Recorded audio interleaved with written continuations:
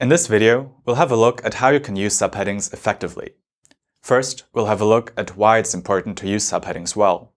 Then we'll look at how you can best make use of your subheadings. So let's first look at the why. We've already seen that if you want to present your ideas clearly, you'll need a text with a good structure. A big blob of text without any structure isn't very appealing and is hard to read. Subheadings can show a reader the structure of your text. That way, subheadings help to make your text more readable. The guiding principle here is that visitors want to access the information they need as quickly and effortlessly as possible. As we've seen, as a visitor on a page, you'll scan the content of the website quickly to see if it's relevant to you. This means that you'll want to know whether the page provides you with answers to the questions you're trying to resolve with your search, or whether it offers you the products and services that you're looking for. Quickly checking the subheadings of a text is the easiest way to form a first impression of that text, because subheadings stand out.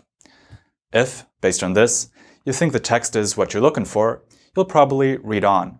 If not, you might just bounce right back to the search results. Subheadings are also extremely important to make your website accessible to visitors who use screen readers. They can jump between subheadings to get an idea of what the text is about, just like all other visitors. But subheadings will also be an essential element for navigation. If a visitor using a screen reader wants to go back to a certain part of the text, going back via the subheadings makes this much easier. So you really need to get your subheadings right to create a fully accessible browsing experience for everyone. Headings might also be an indicator for Google to determine what the text is about. But really, first and foremost, you should think about your readers and how they will experience your website. So let's then look at what points you need to focus on in order to write good subheadings. As mentioned before, headings help to visually structure your text. Structure how exactly, you might ask? Well, they basically provide a quick summary of what the following part of the text is about. So you should add a subheading before each group of paragraphs that is similar in topic. Or you might also have a subheading in front of a longer paragraph that has a distinct topic. Thinking about where to put your subheadings is actually something you should already do during the planning phase of your text. Remember when we told you to summarize your subtopics in a few words? Check those words again.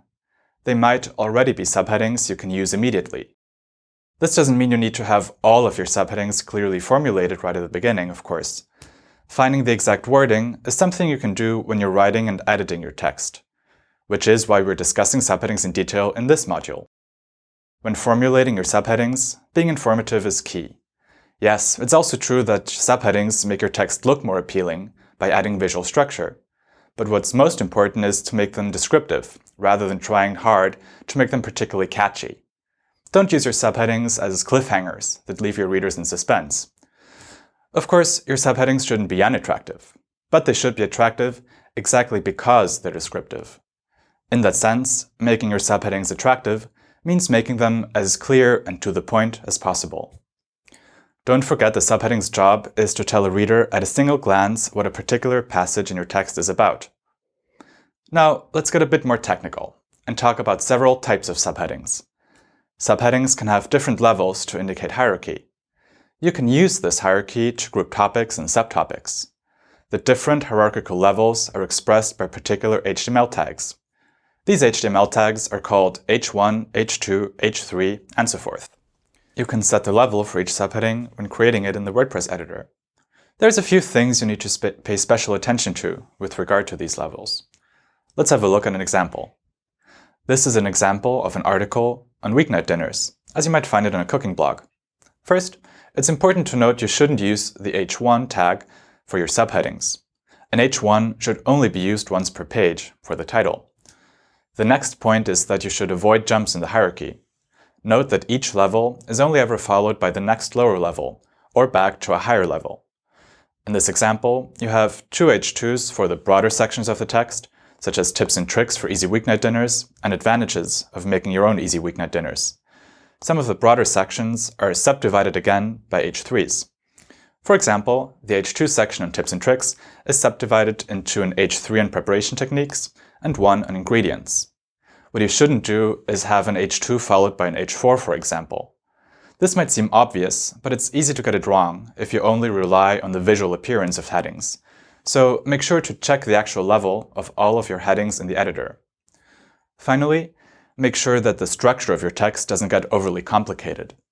Occasionally, you might have a complex article that requires deeper levels such as H5 or H6. But in those cases, you might want to double check whether your article hasn't become too complex. So to sum up, subheadings are important devices to structure your text. They help readers decide whether a text is relevant to them and to easily navigate the different parts of your text. Start thinking about your subheadings already when you set up the structure of your text in the planning phase. And once you're writing and editing, make sure to make them as clear and descriptive as possible.